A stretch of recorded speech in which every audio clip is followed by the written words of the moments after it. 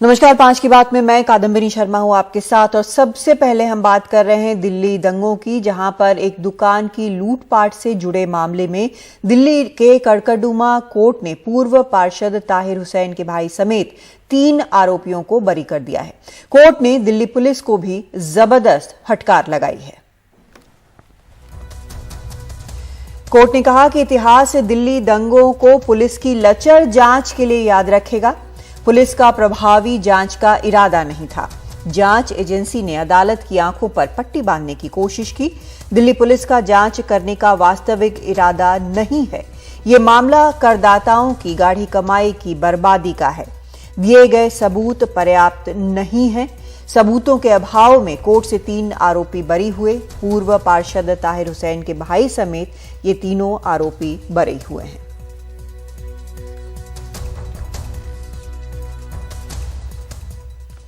और इस पर चर्चा के लिए हमारे साथ खास मेहमान जुड़ रहे हैं। कोलिन गोंजाल्विस इस वक्त हमारे साथ जुड़ रहे हैं, वरिष्ठ वकील हैं, ह्यूमन राइट्स के लिए काम करते हैं।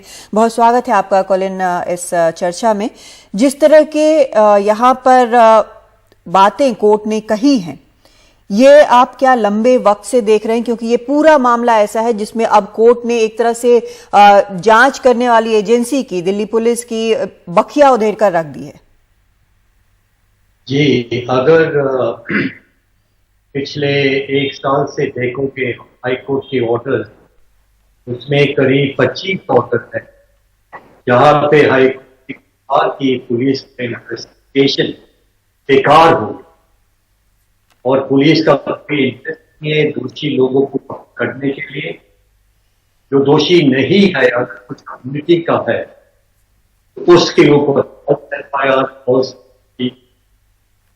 तो हाई कोर्ट ने 25 बार क्रिटिसाइज कर केंद्रीय सरकार, और इसका शुरुआत ये राइट के पहले जब कपिल मिश्रा और उसके बगल में एक खड़ा था और उसने गोल के नारा चलाया, देश के गद्दारों को, और उसके तुरंत बाद तो एक व्यक्ति अगर ऐसा है जो ऐसा कुछ पार्टी की तरफ से, ये पार्टी की तरफ से हुआ, ऐसा ऐलान किया कि मारो सालों को, और इतने मर्डर हो गया, इतने लोग जख्मी हो गए, FIR भी दर्ज नहीं हुआ, नो FIR। और दिल्ली में ये भी है अनुराग ठाकुर जो कोलिन आपसे हम जानना चाहते हैं कि जो ये कोर्ट ने इन सब चीजों के बारे में कहा है कि आपने जानबूझकर इन्वेस्टिगेशन नहीं किया, आप जब पूरे केसेस को देख रहे हैं, सारे आप हैंडल कर रहे हैं, तो आपको लगता है कि ये जानबूझकर कोशिश की गई इन्वेस्टिगेटिव एजेंसी की तरफ से? 100%। दिल्ली गवर्नमेंट किसके अंदर आता है? दिल्ली गवर्नमेंट केंद्रीय सरकार का पूरा नियंत्रण है। तो केंद्रीय सरकार ने खुद उस राइट में उसका हिस्सा है। पुलिस लोगों ने खुद दोषी लोगों को सपोर्ट किया। पुलिस लोगों ने जानबूझकर ये गलत FIR फाइल किया। एवरीथिंग इज डिलिबरेट, 100% डिलिबरेट जी। मैं इस पे आपके पास वापस आऊंगी। हमारे साथ TR कक्कड़ भी जुड़ रहे हैं, पूर्व CP हैं दिल्ली के। कक्कड़ साहब, जिस तरह से कोर्ट ने बिल्कुल साफ साफ तौर पर ये कहा है कि बिल्कुल लापरवाह रवैया था, जानबूझकर कोर्ट को मिसलीड करने की यहाँ पर कोशिश की गई और इंटेंशन ही नहीं था इसमें सही इन्वेस्टिगेशन करने का, बिल्कुल ये इस तरह से है, ये लगता है कि इन्वेस्टिगेटिव एजेंसी ही नहीं है दिल्ली पुलिस, इस तरह से यहाँ पर कोर्ट ने कहा है। और शायद इससे ज्यादा सीधे तौर पर इस मामले में नहीं कहा जा सकता था जिस तरह से कोर्ट ने यहाँ पर कहा। कोर्ट से आया है, किसी इंटरेस्टेड पार्टी से नहीं आया है।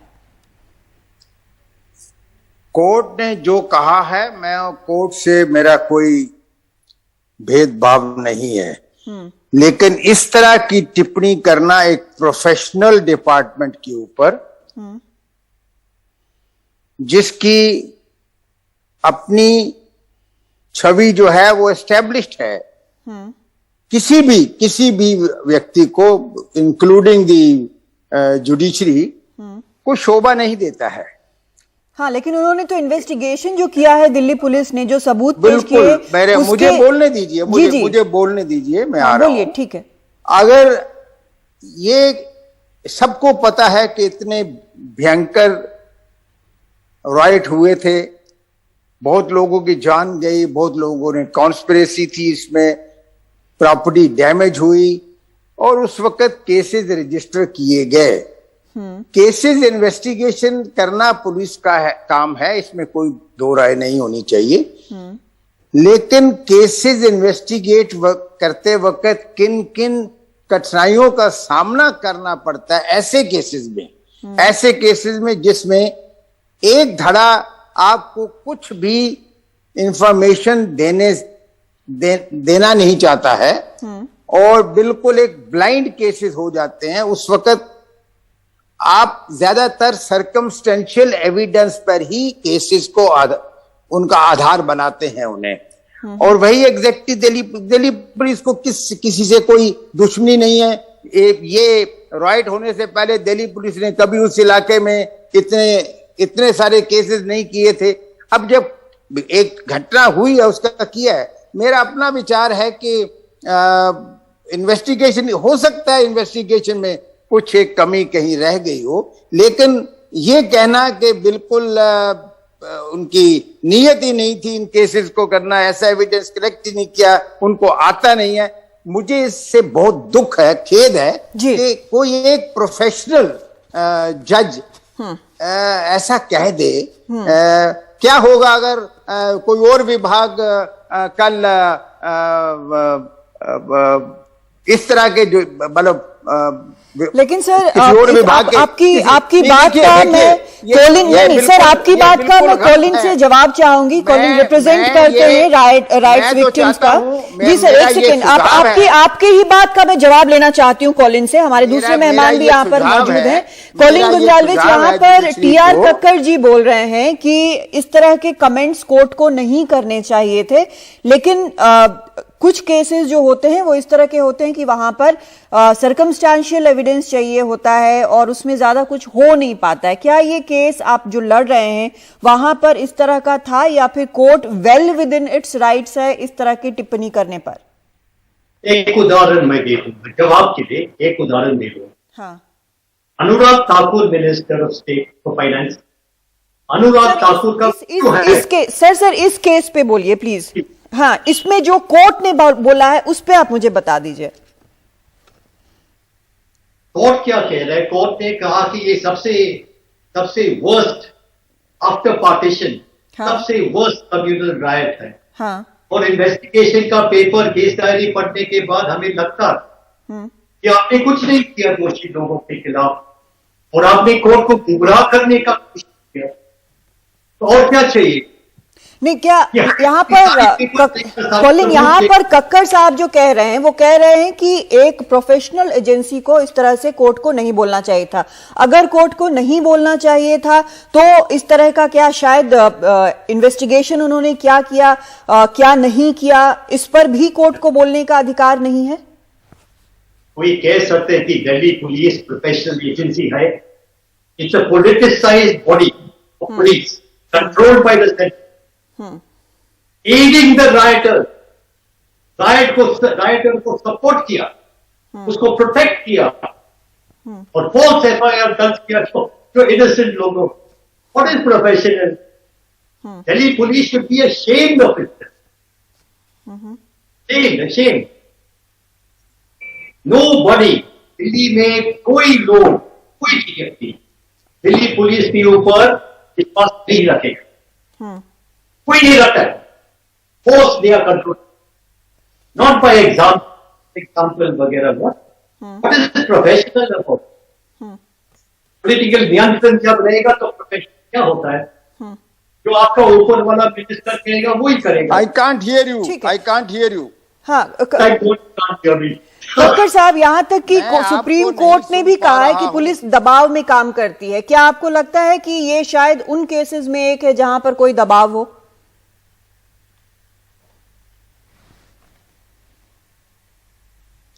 मैं आपको नहीं सुन पा रहा हूं। अच्छा, हाँ, अभी सुन पा रहे हैं कक्कड़ साहब? उन तक आवाज हमारी नहीं पहुंच पा रही है, लेकिन कॉलिन, यहाँ पर सुप्रीम कोर्ट ने भी जिस तरह से कहा था कि दबाव में काम करती है, तो शायद ये भी आप मानते हैं कि एक पहलू ये भी है? ये सभी को मालूम है। हाँ, कि कोई नहीं, होम मिनिस्ट्री के अंदर आता है, होम मिनिस्ट्री के लोग जो बताएगा पुलिस वही करेगा। तो इंडिपेंडेंट पुलिस वो तो पूरा इंडिया के स्तर पर सबसे बेकार हो गया। आपकी आवाज बार बार कट जा रही है, यहाँ पर हमारे पास ठीक से आ नहीं रही है। वक्त भी हमारे पास अब खत्म हो चला है, तो कुल मिला के यहाँ पर कोर्ट ने जो कुछ कहा है वो काफी तीखा कहा है, लेकिन जो सबूत उसके सामने पेश किए गए थे कोर्ट के सामने, उसके हिसाब से कहा है। हमारे दोनों मेहमानों का, टीआर कक्कड़ और कॉलिन गोंजाल्विस का बहुत शुक्रिया। और जो यहाँ पर एक बार हम आपको फिर से दिखाना चाहेंगे कि कोर्ट ने क्या कुछ कहा है। काफी जो एक कहते हैं कि तीखी उन्होंने बात कही है, लेकिन ये बात बार बार सामने आ रही है कि पुलिस का प्रभावी जांच का इरादा नहीं था, अदालत की आंखों पर पट्टी बांधने की कोशिश की। ये अपने आप में एक बहुत बड़ी बात है जो कोर्ट ने यहाँ पर पुलिस के बारे में कही। और जैसा कक्कड़ साहब बता रहे थे कि प्रोफेशनल पुलिस है, अब प्रोफेशनल पुलिस होने के बावजूद कोर्ट को ऐसा क्यों कहने की जरूरत पड़ी? क्या ये वो सबूत थे, वो सभी चीजें थी जो कोर्ट के सामने रखी गई, जिनके कारण अब परेशान होकर देखने के बाद, बार बार बोलने के बाद, तब भी ये वही जब होता रहा तो कोर्ट ने ऐसा कहा? क्योंकि सबूत नहीं दिए गए और उसके अभाव में 3 आरोपी बरी हुए। क्या सबूत थे, क्यों नहीं जमा किए गए, किस तरह से वहां पर काम हुआ, क्या और कुछ इसमें हुआ, क्या किसी तरह का दबाव था, ये सभी चीजें कई अब तरह से सामने निकल कर आ रही हैं। और कोर्ट का कहना है कि अभी तक इसमें चार्जशीट ही फाइल हो रहे हैं। तो ये अपने आप में एक बहुत बड़ी बात है जब कोई कोर्ट ये कहता है और वो भी समझता है कि पुलिस किस तरह, क्योंकि एक दिन का काम नहीं है, हर दिन का काम है। ये कोर्ट्स भी हैं, वो भी देखते हैं और सबका काम देखते हैं कि किसके तरफ से क्या आ रहा है, क्या सबूत आ रहे हैं, किस तरह से दलीलें दी जा रही हैं, किस तरह से सबूत पेश किए जा रहे हैं, कौन से विटनेस हैं, कितने पानी में हैं वो विटनेस, ये भी पता होता है कोर्ट को, क्योंकि रोज का यही काम है। तो उसके बावजूद जो कोर्ट रोज देख रही है पुलिस को, जब कोर्ट को यह कहना पड़े तो आप समझ सकते हैं कि कोर्ट आखिर किस तरह से परेशान होकर आज आकर ये कह रहा होगा। अब प्रोफेशनलिज्म का जहां तक सवाल है, छवि का जहां तक सवाल है, वो सुधारना दिल्ली पुलिस के हाथ में, खुद उसके हाथ में। तो एक ब्रेक लेते हैं, लौटते हैं।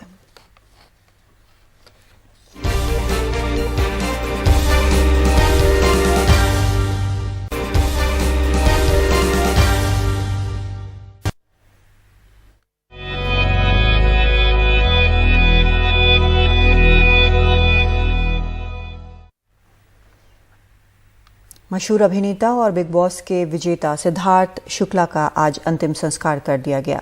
मुंबई के ओशिवारा शमशान घाट पर उन्हें अंतिम विदाई देने उनके परिवार के सदस्यों के अलावा कुछ करीबी लोग पहुंचे थे। अंतिम संस्कार जहां किया गया वहां सिर्फ 100 लोगों को जाने की इजाज़त थी। ओशिवारा शमशान के बाहर बहुत ही भारी भीड़ जमा थी। सिद्धार्थ शुक्ला का अंतिम संस्कार ब्रह्म कुमारी समाज की विधि से किया गया। ब्रह्म कुमारी समाज के 2 सदस्य उनकी अंतिम यात्रा में शामिल थे। अंतिम संस्कार से पहले ब्रह्म कुमारी के विधि के अनुसार पूजा पाठ भी किया गया।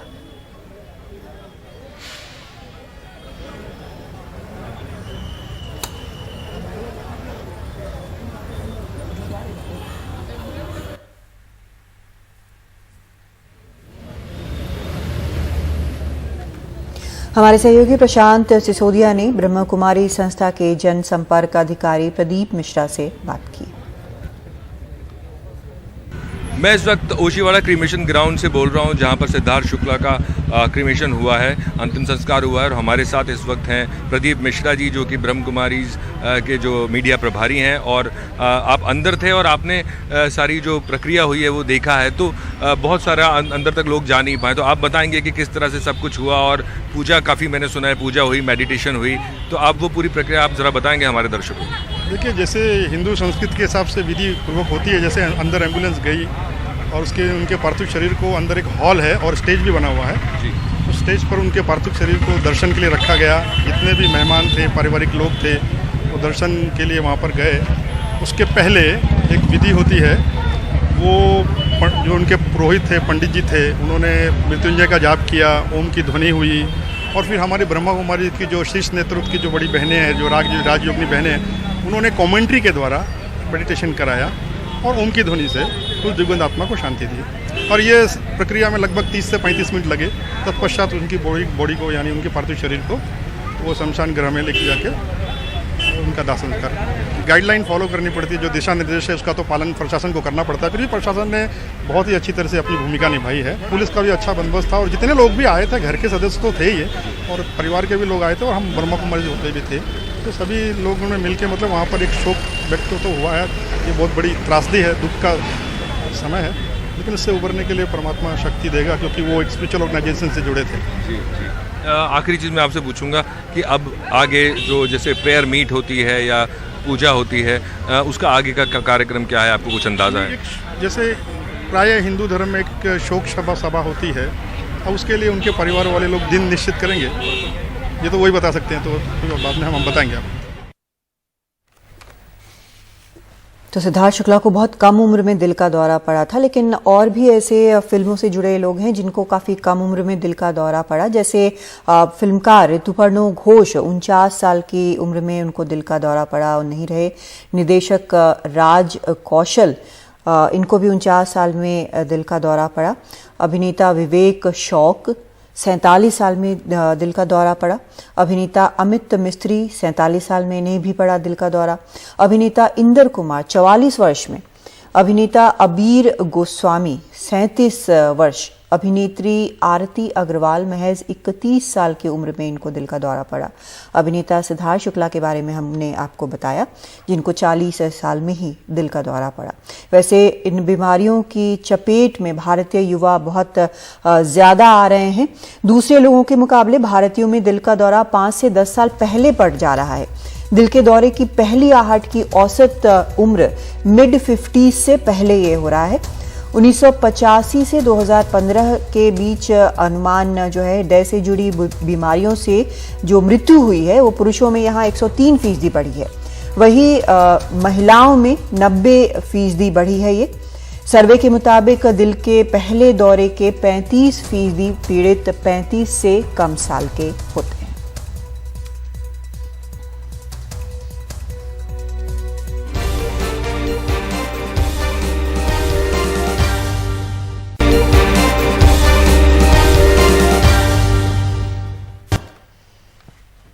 उन्नीस 1984 के सिख विरोधी हिंसा मामले में उम्र कैद की सजा काट रहे कांग्रेसी नेता सज्जन कुमार को सुप्रीम कोर्ट से बड़ा झटका लगा है। सुप्रीम कोर्ट ने सज्जन कुमार को मेडिकल ग्राउंड पर जमानत देने से इनकार कर दिया है। सीबीआई ने सुप्रीम कोर्ट में मेडिकल रिपोर्ट दाखिल करके कहा कि सज्जन कुमार का स्वास्थ्य स्टेबल है, स्थिर है, उनका इलाज चल रहा है और वो ठीक हो रहे हैं। सज्जन कुमार के वकील ने कहा था कि वो मेदांता में अपना इलाज करवाना चाहते हैं। इस पर सुप्रीम कोर्ट ने कहा सज्जन कुमार अकेले ऐसे बीमार नहीं हैं जिन्हें स्पेशल ट्रीटमेंट दिया जाए। सुप्रीम कोर्ट ने सज्जन कुमार के वकील को कहा कि उनके साथ सुपर वीआईपी की तरह व्यवहार नहीं किया जा सकता। कहा कि सज्जन कुमार गंभीर अपराध में दोषी करार दिए गए हैं और वो जेल में डॉक्टरों की देखरेख में अपना इलाज करवा सकते हैं।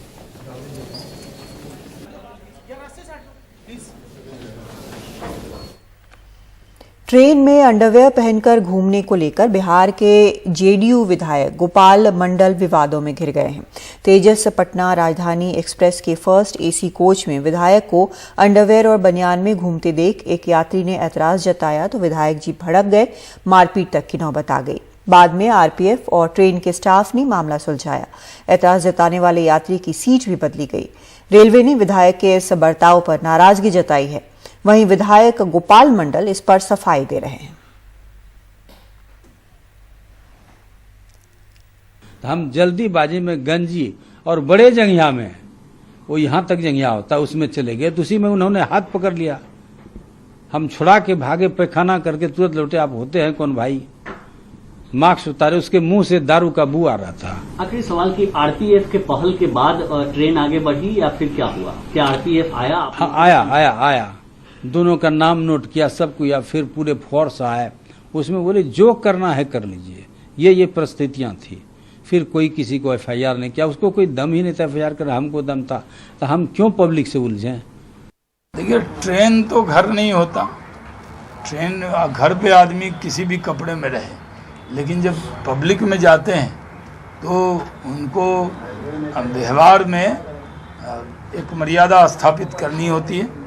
और अगर बाथरूम जा रहे हैं अपने कैबिन से निकलकर तो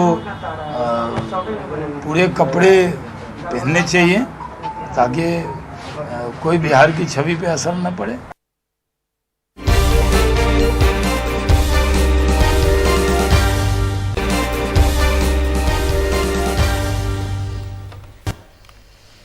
देश में बेरोजगारी दर बढ़ गई है। Centre for monitoring Indian economy के इंस्टीट्यूशनल हेड प्रभाकर सिंह ने एनडीटीवी से कहा कि जुलाई 2021 के मुकाबले अगस्त 2021 में 15 लाख के करीब जॉब अपॉर्चुनिटी घट गई। बेरोजगारी दर जुलाई के 6.96% से बढ़कर अगस्त में 8.32% हो गई। जुलाई से अगस्त 2021 के बीच एक महीने में करीब 40 लाख अतिरिक्त लोग जॉब मार्केट में नौकरी खोजने के लिए पहुंचे। बेरोजगारी दर में बढ़ोतरी की मुख्य वजह है लेबर पार्टिसिपेशन रेट में बढ़ोतरी।